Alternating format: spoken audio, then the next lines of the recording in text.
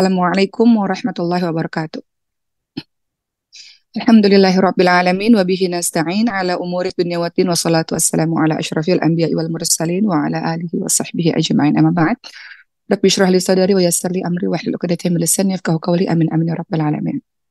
Baik, teman-teman yang dirahmati oleh Allah Subhanahu wa taala, sebelumnya mau minta maaf suaranya lagi nggak oke ya.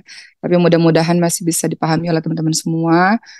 Dan hari ini Uma ingin membahas mengenai sebenarnya tidak spesifik ibadah kurban, tapi lebih ke keutamaan dari 10 hari pertama bulan Dzulhijjah.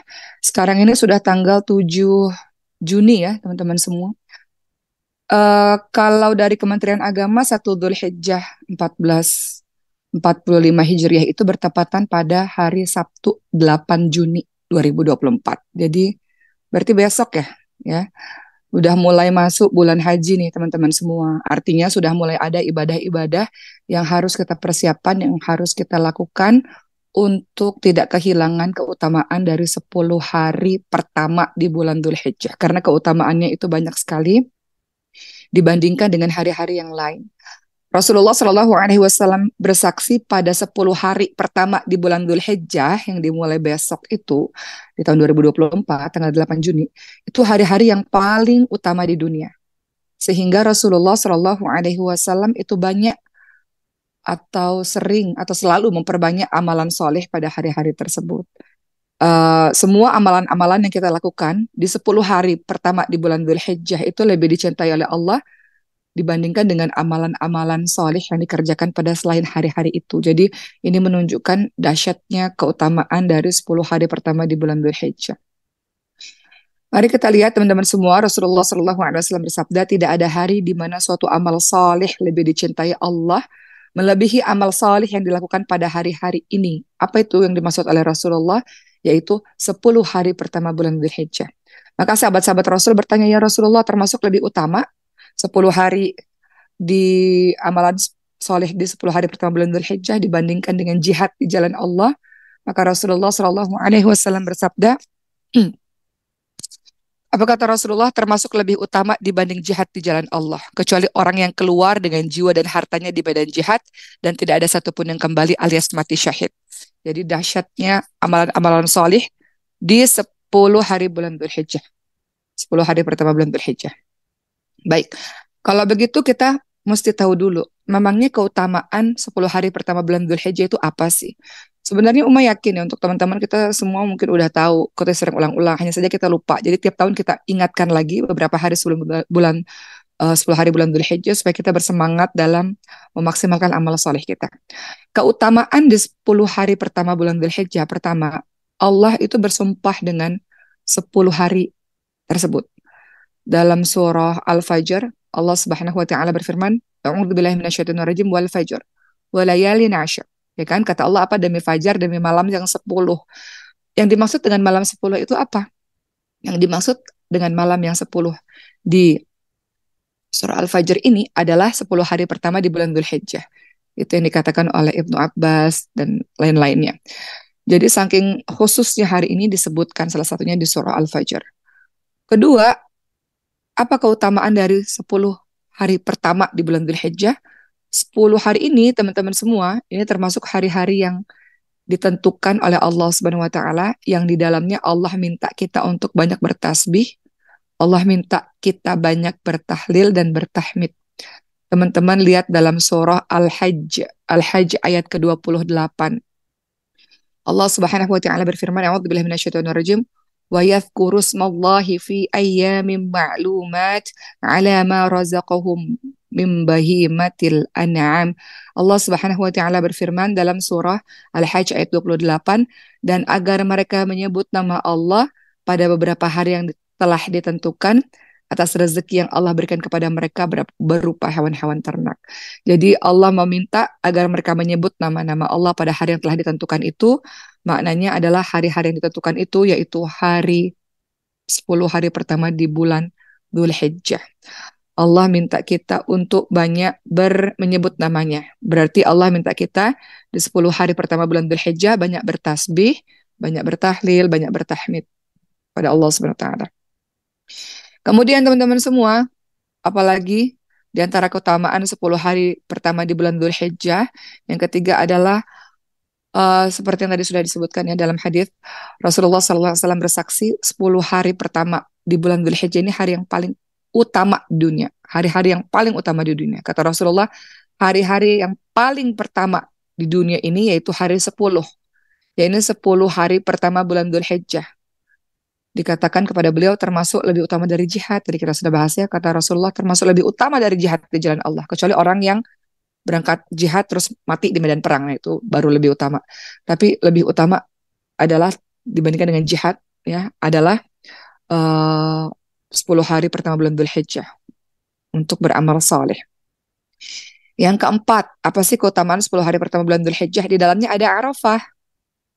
Arafah teman-teman semua, Arafah itu sebuah tempat tanah lapang di mana para jemaah haji insya Allah mau berangkat haji 12 Juni nanti insya Allah teman-teman semua. Ya, itu udah kloter terakhir ya.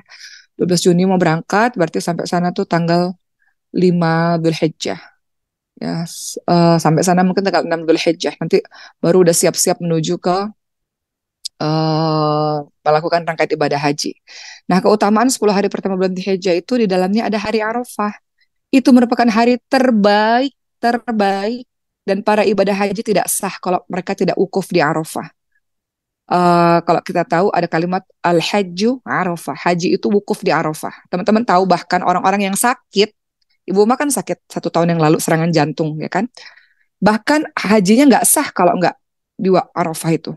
Makanya orang-orang yang sakit mau dia pakai kursi roda, mau dia terbaring nih nggak bisa bangun, pakai infus itu tetap harus ke Arafah. Makanya kalau teman-teman lagi ibadah haji, teman-teman akan dengar ada yang namanya wukuf Arafah, ya. Safari wukuf. Apa itu? Orang-orang yang sakit yang tergeletak, teman-teman semua itu harus datang ke Arafah. Mereka yang duduk di kursi roda, ya mereka akan berangkat dengan bis ya, dengan infus-infus mereka di dalam bis itu. Atau mereka bahkan yang baring, nggak bisa bangun, itu di bus itu kursi-kursinya dihilangkan, semuanya diganti dengan kasur-kasur. Mereka baring pakai infus di dalam bus itu. Uma sempat buat videonya supaya teman-teman punya gambaran. Itu juga harus ke Arafah. Saking al-hajju Arafah. Haji itu adalah wukuf di Arafah. Nggak boleh ditinggalkan. Kalau yang lain-lain mungkin bisa dibadalkan. Lempar jumroh bisa dibadalkan, tawaf itu bisa dibadalkan, atau sa'i bisa dibadalkan gitu. Tapi kalau Arafah, wukuf di Arafah nggak bisa dibadalkan. Saking dahsyatnya hari itu, di mana Allah turun ke langit dunia, Allah menyebut-nyebut, mengagung-agungkan, memuji-muji para jemaah haji di depan para malaikat-malaikatnya, dan Allah kabulkan doa pada hari itu, pada hari Arafah. Jemaah haji wukuf di Arafah, teman-teman semua yang ada di negara masing-masing, teman-teman puasa Arafah. Kemudian semua doa-doa dikabulkan, semua dosa-dosa diampuni oleh Allah. Itu hari yang sangat luar biasa. Jadi jangan sampai nggak puasa pada hari Arafah itu, puasa Arafah. Jadi keutamaan di 10 hari pertama bulan Dzulhijjah itu di dalamnya terdapat hari Arafah yang merupakan hari terbaik, hari terbaik. Kemudian yang kelima, teman-teman semua, nanti Uma akan bahas lebih lanjut tentang ini. Di dalamnya ada penyembelihan kurban. Nah, teman-teman yang mampu ini itu sembelih kurban. Teman-teman tahu bahkan anak-anak SD sekalipun mereka udah nabung. Masa kita yang gede-gede ini kalah nggak berkurban? Anak-anak SD itu udah nabung dari setahun yang lalu untuk bisa melakukan ibadah kurban. Ya nggak apa-apa dulu dengan latihan misalnya dengan patungan terlebih dahulu daripada nggak sama sekali. Jadi teman-teman ini bukan seharusnya sih, ini sunnah yang sangat dianjurkan ya, adalah ibadah kurban gitu ya. Kenapa kita bisa beli makanan dan sebagainya? Padahal kalau kita tabung, kita beli makanan selama setahun, bisa juga kita beli daging kurban, hewan kurban gitu ya. Jadi yang utama itu kenapa disebut 10 hari pertama bulan Dzulhijjah itu paling utama karena di dalamnya ada penyembelihan kurban. Nanti kita bahas tentang hikmah dari kurban. Keenam, apa sih keutamaan dari 10 hari pertama bulan Dzulhijjah? Pada 10 hari tersebut terkumpul pokok-pokok ibadah, yaitu ada sholat, puasa, sedekah, haji, haji khususnya ya, yang tidak ada di hari-hari selainnya. Nah, setelah kita tahu tentang keutamaan di 10 hari bulan Dzulhijjah yang buat kita waspada nih mulai besok nih, mau beramal saleh. Selanjutnya kita akan bahas mengenai amalan-amalan sunnah. Apa aja yang kita bisa lakukan di 10 hari pertama bulan Dzulhijjah. Tentu kita sudah tahu ya bahwa di bulan Dzulhijjah ini ada hari rayanya umat Islam, Idul Adha, di mana umat Islam ini menyembelih kurban untuk Menyembelih kurban untuk apa? Untuk mendekatkan diri kepada Allah, taqarrub ilallah, mendekatkan diri kepada Allah Subhanahu wa taala. Tapi teman-teman semua, tidak hanya ada hari raya aja atau di dalamnya ada takbir aja, ya. Termasuk ada ibadah-ibadah lain yang sangat dianjurkan oleh Rasulullah Shallallahu alaihi wasallam. Apa ibadah-ibadah yang kita bisa lakukan di 10 hari pertama bulan Dzulhijjah? Pertama tentu saja puasa. Puasanya kapan? Puasanya mulai dari besok pun nggak apa-apa gitu. Berpuasa pada 9 hari pertama bulan Dzulhijjah tuh, ya.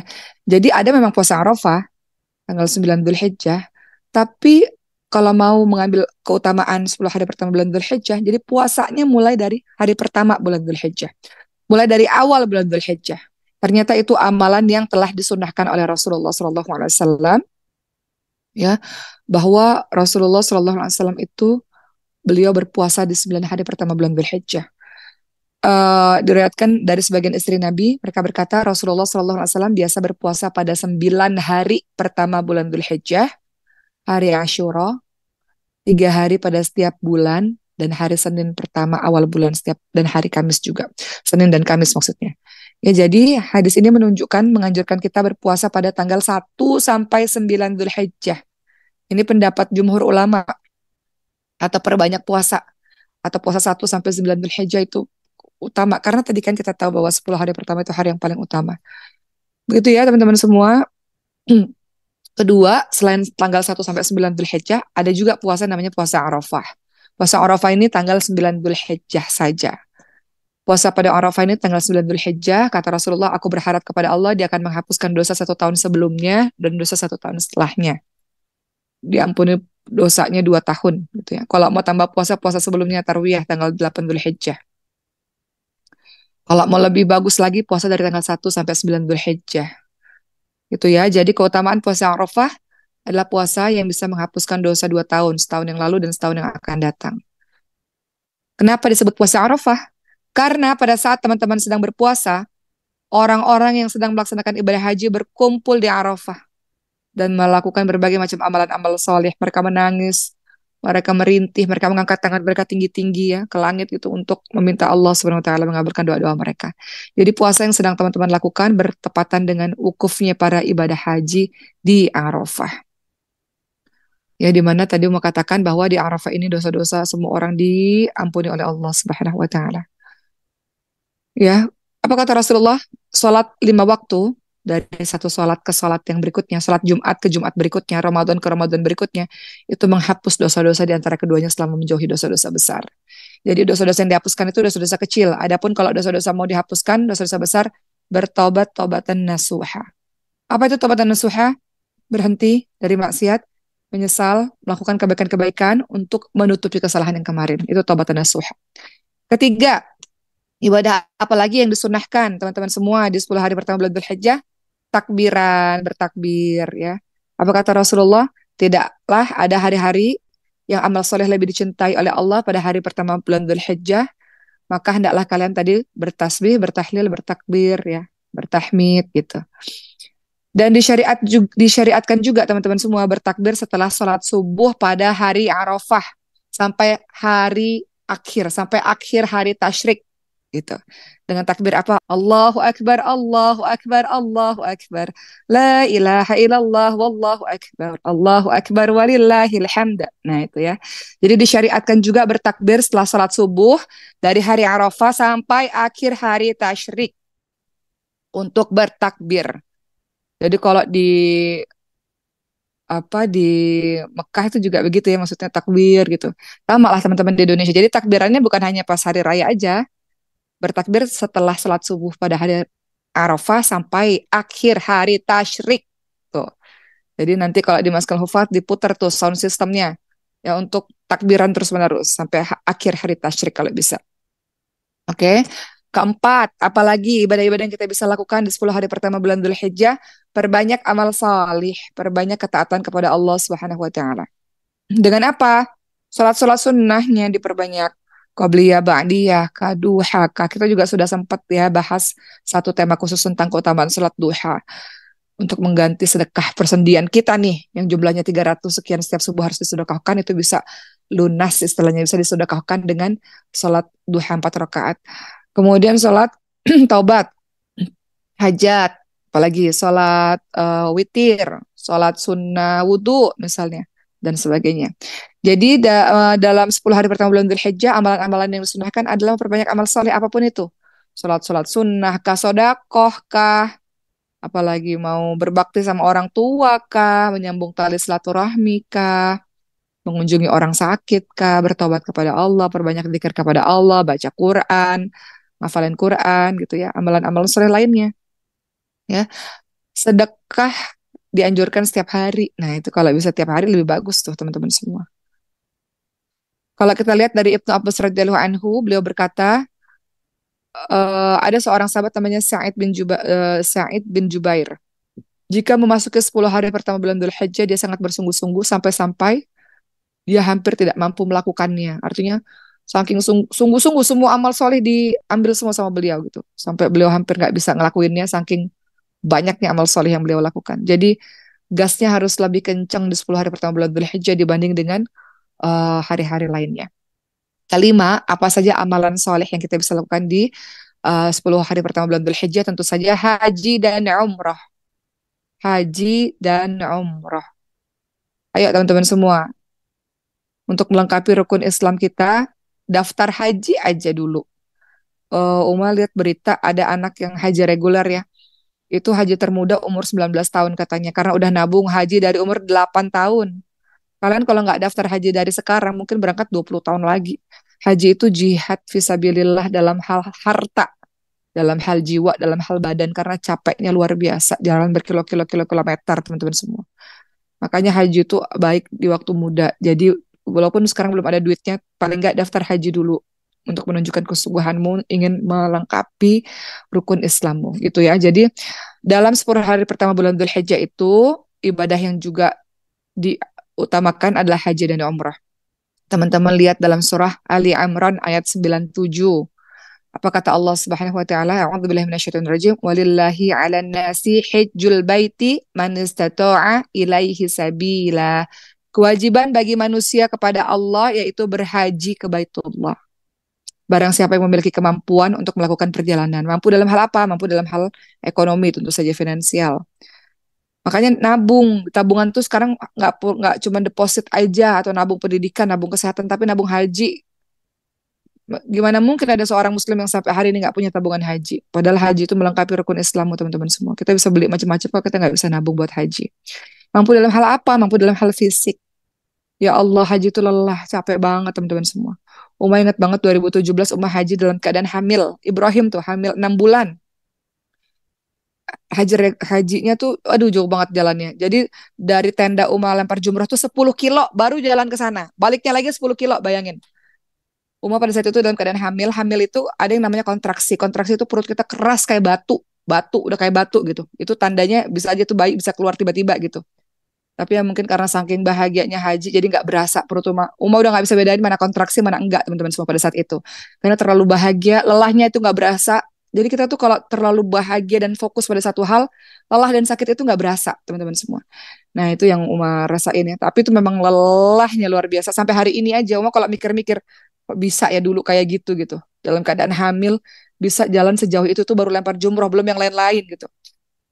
Kalau sekarang kalau dipikirin pakai manusia sekarang nih kayaknya Uma nggak sanggup gitu. Yang sehat aja susah, apalagi dalam keadaan hamil pada saat itu. Jadi maksud Uma di sini adalah berangkat haji dalam usia muda itu afdol ya, karena lelahnya luar biasa. Banyak orang yang meninggal dunia. Tahun lalu mungkin sekitar 700 lansia meninggal dunia, teman-teman semua. Tahun ini aja Uma dengar kabar terakhir udah ada sekitar 30-40 lansia meninggal dunia. Baru belum hajinya belum mulai nih. Baru baru berada di kota Mekah. Itu udah ada 30-40 orang lansia yang meninggal dunia karena sesak nafas dan sebagainya. Jantung dan sebagainya. Ya, jadi dari sekarang ya untuk daftar dulu supaya Allah melihat kesungguhan dirimu. Jadi haji dan umrah itu salah satu ibadah yang paling mulia untuk sarana mendekatkan diri kepada Allah Subhanahu wa taala. Ibadah yang paling afdal. Ya. Di antara keutamaan haji dan umrah, seperti yang teman-teman tahu, kata Rasulullah apa? Di antara yang berhaji dan umrah ke Baitullah dan dia tidak berkata kotor, nggak berbuat kefasikan, maka dia kembali ke tanah airnya seperti bayi yang baru dilahirkan oleh ibunya. Antara dua umroh menghapuskan dosa di antara keduanya. Dan haji yang mabrur balasannya adalah surga. Ya, haji itu menghapus dosa-dosa sebelumnya. Haji yang mabrur itu seutama-utama amal setelah jihad fisabilillah. Dan haji umrah itu menghilangkan kemiskinan dan dosa-dosa. Jadi teman-teman semua, eh, nggak ada orang haji umrah itu jadi miskin, nggak ada. Kan kita sering dengar kabar ya, baru-baru ini kita dengar kabar ada public figure yang sampai rela nggak beli mobil gitu ya, atau mungkin menunda untuk beli sesuatu karena uangnya dipakai untuk haji atau umrah. Masya Allah ya teman-teman semua. Jadi haji dan umrah itu dikatakan akan menghilangkan kemiskinan dan dosa-dosa. Umat teringat satu kisah ya teman-teman semua. Ada orang yang dikisahkan itu ada orang yang ibadah hajinya itu diterima oleh Allah, sementara ibadah haji yang lain-lain itu nggak diterima. Jadi bingung, orang seperti apa yang amal ibadah hajinya diterima? Maksudnya apa ini? Jadi dikisahkan dalam cerita itu ada sepasang suami istri yang miskin sebetulnya, tapi menabung, menabung, masya Allah ya, menabung berpuluh-puluh tahun sampai kemudian uangnya udah cukup untuk berangkat haji, tapi beliau beliau ini kemudian mendapati bahwa tetangganya adalah orang yang sangat, ini teman-teman sudah tahu kisah ini ya, sangat terkenal sekali. Dan teman-teman sebagian sudah tahu tetangganya ini dalam keadaan yang kelaparan gitu, kelaparan. Maka tetangganya ini akhirnya memakan makanan tersebut. Mereka punya makanan tapi akhirnya memakan bangkai. Jadi ada bangkai yang kemudian mereka masak, kemudian mereka makan. Kemudian si tetangga ini mengatakan ini halal untuk saya karena saya ini orang yang fakir miskin, lebih miskin dibandingkan dengan dirimu fakir miskin. Kamu nggak boleh makan ini karena kamu haram memakan bangkai. Sementara kami ini orang yang sangat fakir miskin sekali dan nggak punya apa-apa darurat, jadi halal aja makan bangkai yang kami masak ini. Jadi tetangga yang juga miskin ini sebenarnya ini ya terpukul ketika mendengar kabar tersebut. Akhirnya tabungan dari puluhan tahun itu diberikan pada tetangganya supaya tetangganya tidak kesusahan sehingga mereka tidak jadi pergi haji. Nah, justru orang yang seperti ini ketika meninggal dunia, belum pergi haji, belum badannya nyampe ke tanah suci, tapi amal ibadahnya diterima oleh Allah Subhanahu wa taala. Ibadah haji yang diterima oleh Allah karena apa? Karena yaitu ya, eh beliau menyedekahkan seluruh hartanya itu, Masya Allah, pada tetangganya yang sangat fakir miskin yang bahkan sampai harus makan bangkai. Gitu ya teman-teman semua. Itu sebuah cerita aja yang membuat kita tahu bahwa ya ibadah haji itu jihad atau pengorbanan harta. Jadi orang-orang itu menabung luar biasa untuk bisa berangkat haji gitu. Dan dahsyat sekali orang tadi ya. Sebenarnya beliau bisa berangkat haji, tapi beliau lihat tetangganya sebelah yang hampir mati kelaparan, beliau kasih uang hajinya itu untuk tetangganya. Sehingga Allah nilai juga beliau sudah berangkat haji. Allah terima amalan-amalan beliau, Masya Allah. Itu cerita ini aja ya teman-teman semua sebagai penambahan bagi kita. Jadi kembali lagi haji dan umrah, kembali lagi mau ingin sampaikan keutamaannya menghilangkan kemiskinan dan dosa-dosa. Dan orang-orang yang berhaji dan umrah itu adalah tamu-tamunya Allah. Namanya tamu itu pasti diagungkan, dimuliakan, dihormati. Makanya termasuk doa-doa orang haji dan umrah itu adalah doa-doa yang dikabulkan oleh Allah Subhanahu wa taala. Dan teman-teman semua, seperti sekarang nih kalau kita lihat banyak sekali orang yang meninggal dunia, belum ibadah hajinya belum mulai tapi mereka sudah di tanah suci.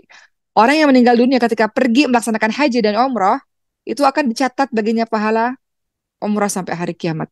Orang yang meninggal dalam keadaan ihram akan dibangkitkan di hari kiamat dalam keadaan membaca talbiyah.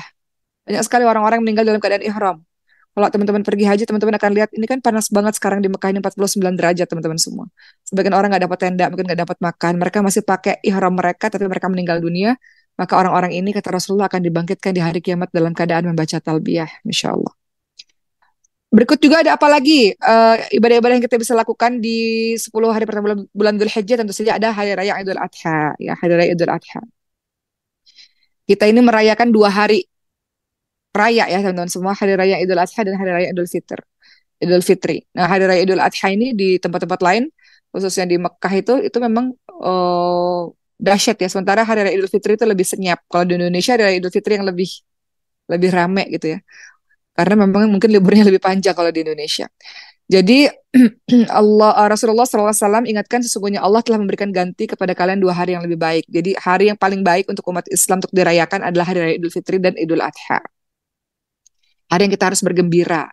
Hari raya Idul Fitri, Idul Adha nggak boleh ada orang yang kelaparan. Semua harus berbahagia, semua harus makan. Nggak boleh ada yang ngerasa kesepian. Makanya Kalau di Maskul Hufaz, ya, semua yang nggak pulang kampung harus gembira. Begitu pula teman-teman di tempat-tempat lain, nggak boleh ngerasa kesepian, nggak boleh ngerasa sendirian. Ini hari raya makan-makan, hari raya bahagia. Nggak boleh lagi ada yang sedih-sedih di hari raya. Harus saling menggembirakan satu sama lain, walaupun nggak pulang kampung. Ketujuh, amal ibadah apa yang kita bisa lakukan? Nah, ini dia yang ingin membahas, yaitu berkurban. Berkurban nih teman-teman semua. Teman-teman lihat surah Al-Kautsar ayat 2. Apa kata Allah? A'udzubillahi minasyaitonirrajim. Fasholli lirabbika wanhar. Laksanakan sholat untuk Rabbmu dan sembelihlah kurban. Sembelih kurban teman-teman semua. Jadi ibadah yang afdal salah satunya adalah berkurban. Apa kata Rasulullah? Barang siapa yang punya kelapangan, punya uang nih, punya kelapangan, namun nggak berkurban, maka jangan mendekati masjid kami, ya. Jangan dekat-dekat deh sama masjid kami. Padahal engkau mampu tapi engkau tidak mau berkurban gitu ya. Ada yang bertanya, bagaimana penyembelihan kurban pada zaman Rasulullah? Kemudian eh, seseorang ini menjawab ya. Jadi namanya Atha bin Yasar ini bertanya pada Abu Ayyub Al-Ansari. Gimana sih penyembelihan kurban pada zamannya Rasulullah? Kemudian orang ini menjawab, seseorang berkurban dengan seekor kambing untuk diri dan keluarganya. Kemudian mereka memakannya. Jadi kurbannya itu kambing ya, mereka itu ya. Kemudian mereka memakannya dan mereka memberi makan orang-orang sekitarnya gitu. Jadi makanan itu dibagikan juga untuk orang-orang sekitarnya. Ada yang untuk keluarganya, gitu, untuk dirinya, ada yang juga untuk orang-orang sekitarnya. Gitu ya teman-teman semua. Dan ingat disunahkan bagi orang yang berkurban agar menyembelihnya, menyembelih hewan kurbannya sendiri, itu sunnah tuh. Kalau nggak mampu menyembelih sendiri, hadir ketika hewan itu disembelih, ya, hadir teman-teman semua. Dan ya kalau bisa nyembelih sendiri, alhamdulillah. Biasanya kalau perempuan-perempuan takut ya hadirilah ketika hewan itu disembelih. Dan juga tidak memotong rambut dan tidak memotong kuku bagi yang berkurban. Ya, seseorang yang ingin berkurban itu dilarang potong kuku, dilarang potong rambut untuk dirinya sendiri, maksudnya ketika sudah masuk tanggal 1 Dzulhijjah. Jadi mulai besok kalau teman-teman berkurban jangan potong kuku, jangan potong rambut sampai dia, ini Uma langsung lihat kukuman ya. Hari ini kalau mau potong, potong sekarang nih ya. Karena kalau sudah masuk tanggal 1 Dzulhijjah, nggak boleh dia potong rambut, potong kuku bagi yang ingin berkurban sampai dia potong hewan kurbannya. Ya. Dari Ummu Salamah radhiyallahu anha, kata Rasulullah SAW, barang siapa yang memiliki hewan yang hendak dia sembelih pada hari raya, jika sudah masuk tanggal 1 Dzulhijjah, maka jangan mencukur, jangan memotong rambutnya, dan jangan memotong kukunya sedikit pun sampai dia menyembelih hewan kurbannya. Ingat-ingat tuh, jadi diingetin teman-temannya, kadang-kadang lupa. Udah tahu tapi lupa, potong-potong kuku, gigit-gigit kuku gitu. Jangan ya teman-teman semua. Jadi ya, kita akan bahas mengenai hikmah di balik penyembelihan kurban. Ngapain sih kita berkurban? Untuk apa sih? Pertama, hikmah berkurban itu kita bersyukur atas nikmat kehidupan yang Allah berikan. Kurban itu bentuk rasa syukur, udah dikasih kesempatan bisa menuntut ilmu, dikasih kesempatan bisa tidur di sebuah tempat yang nyaman, di saat orang-orang nggak punya rumah, di saat teman-teman kita di Gaza sana masih di camp-campnya, dengan perasaan tidak aman. Bersyukur punya hidup yang aman di Indonesia ini gitu ya. Bersyukur apalagi, bisa baca Quran tuh bersyukur teman-teman semua. Bersyukur bisa makan, bersyukur bisa minum, bersyukur bisa bernafas, bisa hidup sampai hari ini bersyukur. Jadi kurban itu hikmahnya adalah engkau bersyukur kepada semua apa yang sudah Allah berikan dalam kehidupanmu. Tanda bersyukurmu itu dengan kurban. Kedua, apa sih hikmah menyembelih kurban? Menghidupkan ajaran Nabi Ibrahim alaihissalam. Nabi Ibrahim ini digelari dengan nama Khalilullah, kekasihnya Allah. Jadi kekasih Allah itu ada siapa? Ada Nabi Ibrahim, ada Nabi Muhammad SAW. Menghidupkan ajaran Nabi, lihat Nabi Ibrahim alaihissalam. Allah perintah beliau untuk menyembelih anaknya, menyembelih Ismail alaihissalam. Ya, tapi akhirnya Allah ingin lihat siapa sih yang paling dicintai oleh Nabi Ibrahim, anaknya atau Allah. Maka Nabi Ibrahim menunjukkan pada kita semua, diabadikan kisahnya dalam surah As-Saffat ayat 100 sampai 111 tuh, nanti baca lagi. Dan seterusnya itu, bahwa Nabi Ibrahim alaihissalam memilih Allah yang paling utama dalam hidupnya dengan melaksanakan perintah Allah untuk menyembelih Ismail. Walaupun pada akhirnya Ismail diganti dengan sembelihan yang lain. Jadi hikmah yang nomor 2 adalah menghidupkan ajaran Nabi. Membuat Allah yang paling utama dalam kehidupan kita, yang paling utama dalam hati kita, yang paling utama mendapatkan cinta kita. menghidupkan ajaran Nabi. Ketiga, apalagi yang bisa kita ambil dari hikmahnya Idul Adha, hikmahnya berkurban, agar setiap mukmin mengingat kesabaran Ibrahim alaihissalam dan kesabaran Ismail alaihissalam. Kata Ismail alaihissalam dalam surat Safat ayat 102, kalau nggak salah, ketika ayahnya mengatakan, wahai anakku, semalam aku bermimpi menyembelihmu, apa pendapatmu? Pikirkanlah pendapatmu, kata Ismail alaihissalam. Lakukan ayat, mudah-mudahan aku termasuk orang-orang yang sabar. Jadi ketiga ini hikmah dari berkurban agar setiap mukmin mengingat tentang kesabaran yang dilakukan Nabi Ibrahim dan kesabaran yang dilakukan Nabi Ismail alaihissalam. Yang akhirnya sabar itu membuahkan ketaatan dan kecintaan kepada Allah SWT melebihi kecintaan pada makhluk, ya. Jadi kalau setiap mukmin mengingat kisah ini, maka kita bisa mencontoh bersabar dalam melakukan ketaatan.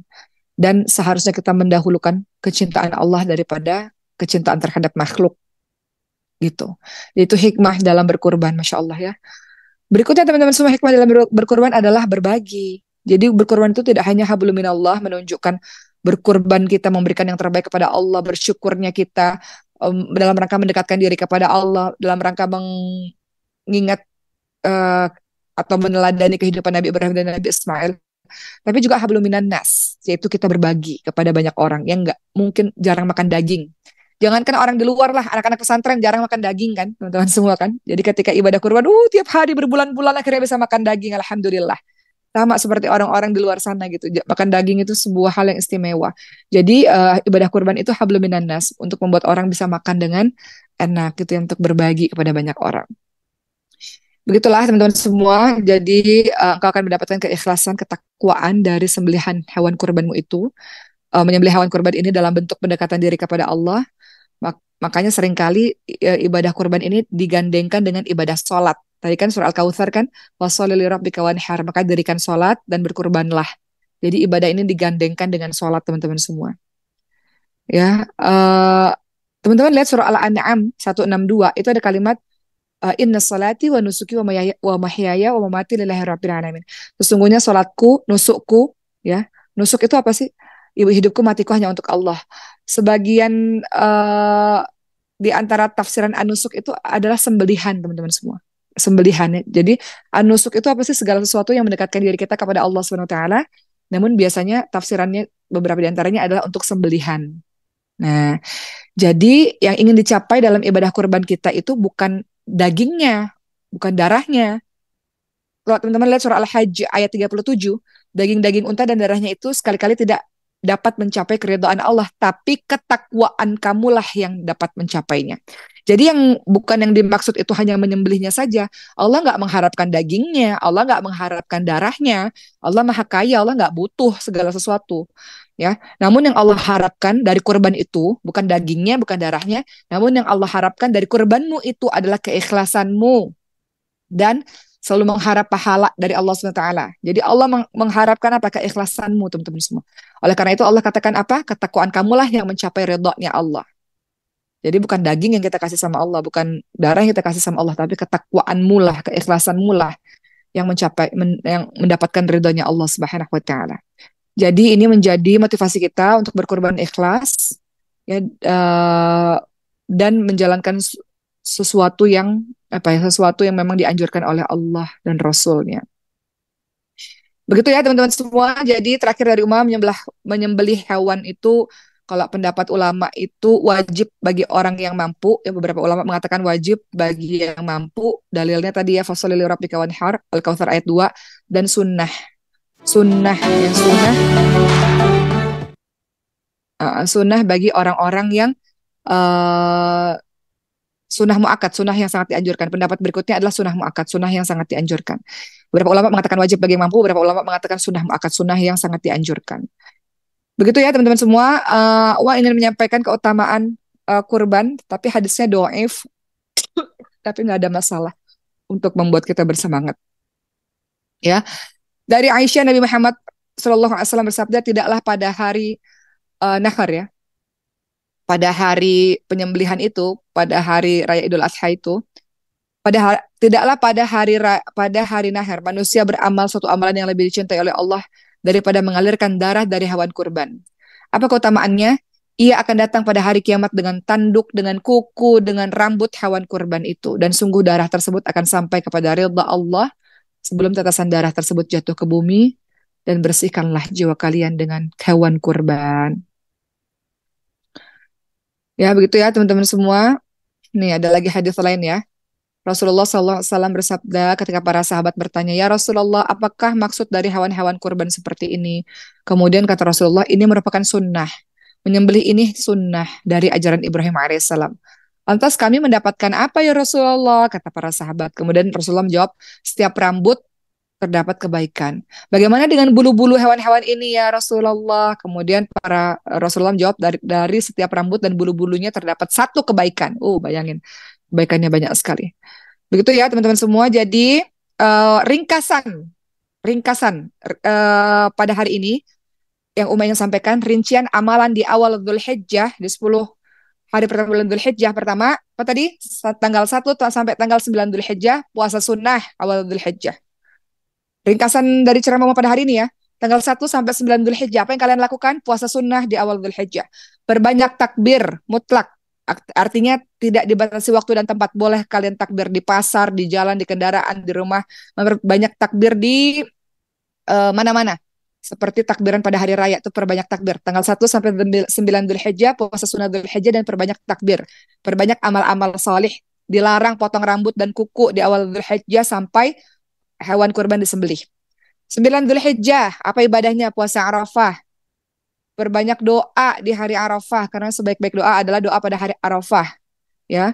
Kemudian apalagi yang teman-teman lakukan di 9 Dzulhijjah, ba'da subuh sampai waktu asar pada hari tasyrik yang terakhir yaitu 13 Dzulhijjah.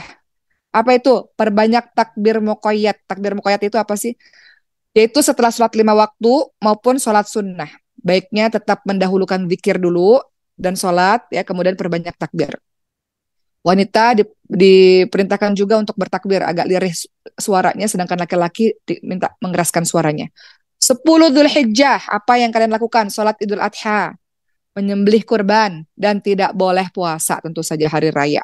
Hari-hari tasyrik, tanggal 11, 12, 13 Dzulhijjah, apa yang dilakukan? Penyembelihan kurban, masih bisa dilakukan nih. Nggak boleh puasa dan memperbanyak doa sapu jagat. Apa itu doanya? Rabbana atina fid dunya hasanah. Rabbana atina fid dunya hasanah wa fil akhirati hasanah wa qina adzabannar. Alhamdulillah selesai ceramah pada hari ini. Ya, mudah-mudahan ada manfaatnya dan dilakukan mulai besok insyaallah, dan kita bersiap-siap untuk menyambut bulan haji, dan insyaallah teman-teman juga bisa berangkat haji suatu hari nanti insyaallah.